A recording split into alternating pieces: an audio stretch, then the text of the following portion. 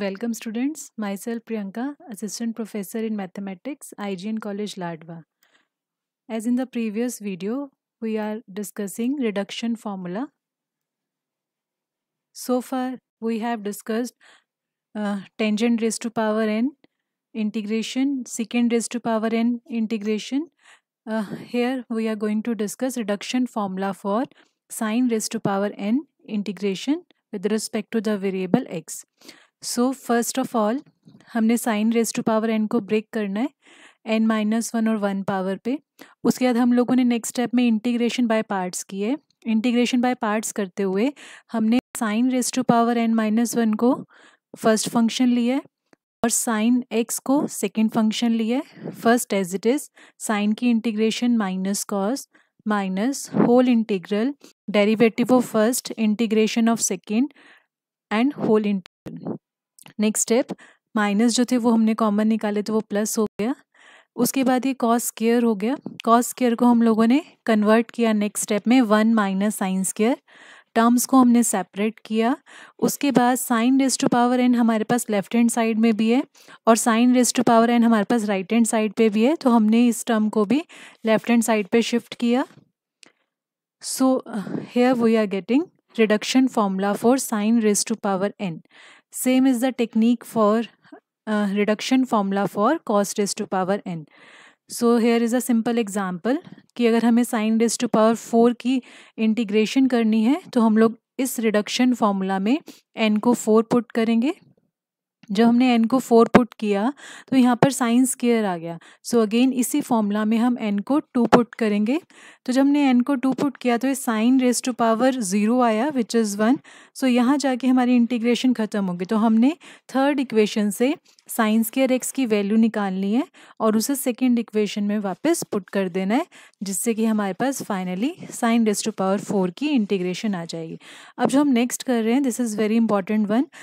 Sign raise to power N की ही integration करनी है बट यहाँ पर लिमिट्स हैं 0 to π/2. So at the end हम लोग एक वैलिस फॉर्मूला डिराइव करेंगे इस आर्टिकल में. सो ये इंपॉर्टेंट है. So 0 to π/2 sine raise to power N. तो फर्स्ट स्टेप जो है वो बिल्कुल सेम है जैसे अभी हमने किया. हमने sine raise to power N को जब भी रिडक्शन फॉर्मूले के लिए डिराइव करना है तो हमें यहाँ पर इसे 1 पावर और n-1 पावर पे ब्रेक करना है. First as it is integration of second. First step बिल्कुल सेम है, यहाँ तक बिल्कुल सेम है. बस यहाँ पर जब हम लोग फर्स्ट की लिमिट्स पुट करेंगे, सो जब हम 90 पुट करेंगे मीन्स π/2 जब हम पुट करेंगे कॉस 90 ज़ीरो हो जाएगा और जब हम ज़ीरो पुट करेंगे तो साइन ज़ीरो की वजह से ये फैक्टर अल्टीमेटली ज़ीरो हो जाएगा. तो अब ये जो फैक्टर बचा उसमें अगेन हमने बिल्कुल सेम जैसे हमने प्रीवियस आर्टिकल में किया, कॉस स्क्वायर एक्स को हमने ब्रेक किया 1 माइनस साइन स्क्वायर एक्स पे, सेपरेट किया टर्म्स को. आई एन वाली टर्म्स को वन साइड हम लोगों ने कलेक्ट किया. सो हमारे पास इक्वेशन नंबर 1 आ गई which is the reduction formula. अब यहाँ पर हमें जर्नलाइज करना है इसे, तो हमने नेक्स्ट n को n-2 पुट किया जैसा कि अभी हमने साइन रेज टू पावर 4 के लिए किया है.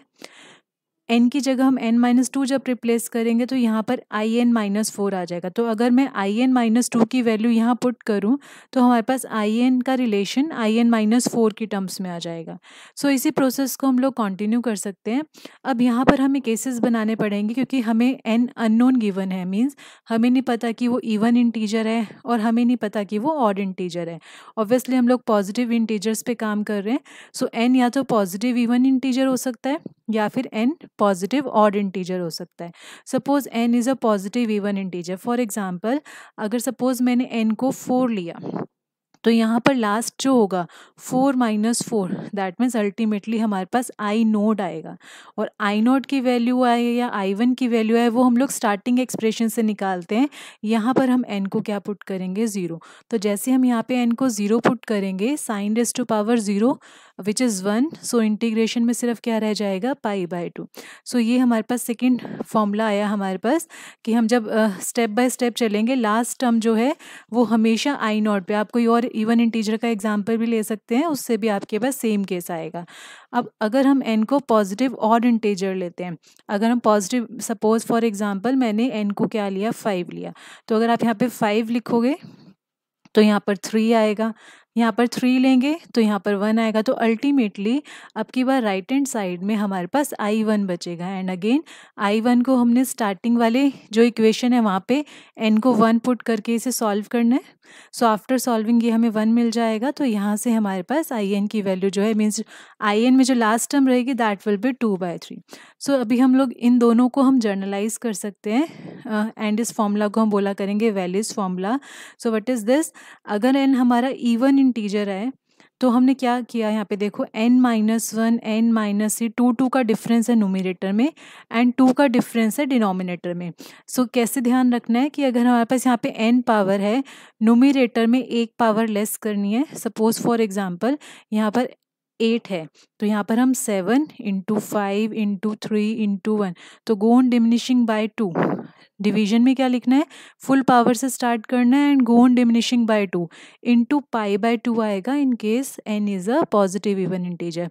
बट जब हम n को पॉजिटिव ऑड इंटीजर लेंगे सो उस केस में हमारे पास π/2 नहीं आया। कंसेप्ट वही रहेगा, न्यूमरेटर में एक पावर कम करनी है और उसके बाद 2 के गैप पे उन्हें मल्टीप्लाई कर देना है एंड डिनोमिनेटर में फुल पावर लेनी है एंड उसे हमने 2 से डिमिनिश करते जाना है। तो सेम बिल्कुल cos⁻n के लिए भी वर्क करेगा। Thank you.